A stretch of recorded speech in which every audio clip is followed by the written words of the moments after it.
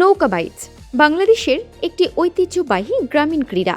মূলত দেশের নদীবহুল দক্ষিণাঞ্চলে এটি বেশি প্রচলিত হলেও উত্তরাঞ্চলে নদী ও জলাশয়ের স্বল্পতার কারণে এমন আয়োজন খুব একটা দেখা যায় না। আর তাই দিনাজপুরের বীরগঞ্জ উপজেলায় মাদক বিরোধী সচেতনতা বৃদ্ধির লক্ষ্যে আয়োজিত ব্যতিক্রমধর্মী নৌকা বাইচটি হয়ে উঠেছিল অত্যন্ত আকর্ষণীয়। মঙ্গলবার দুপুরে বীরগঞ্জ স্লুইস গেটে বাংলাদেশ ইউথ ফার্স্ট কনসার্নস বা BYFC'র উদ্যোগে এই প্রতিযোগিতা অনুষ্ঠিত হয়। অনুষ্ঠানে প্রধান অতিথি হিসেবে উপস্থিত ছিলেন উপজেলা নির্বাহী কর্মকর্তা সুমা খাতুন, BYFC'র প্রোগ্রাম ম্যানেজার অসিত চৌকিদারের সভাপতিত্বে অনুষ্ঠানে বিশেষ অতিথি ছিলেন পাল্টাপুর ইউনিয়নের চেয়ারম্যান মোহাম্মদ তহিদুল ইসলাম, ওয়ার্ড ভিশনের ম্যানেজার রবার্ট কমল সরকার এবং বীরগঞ্জ থানার DSB কর্মকর্তা হায়দার আলী।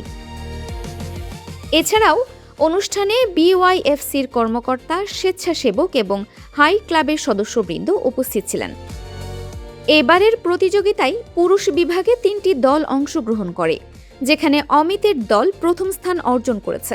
অন্যদিকে নারী বিভাগে 2টি দলের মধ্যে জয়ী হয়েছে দীপালির দল।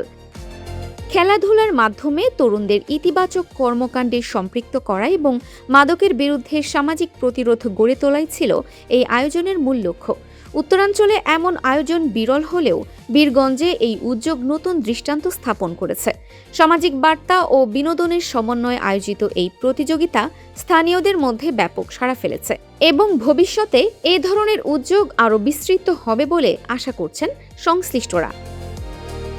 Dinajpur TV multimedia desk.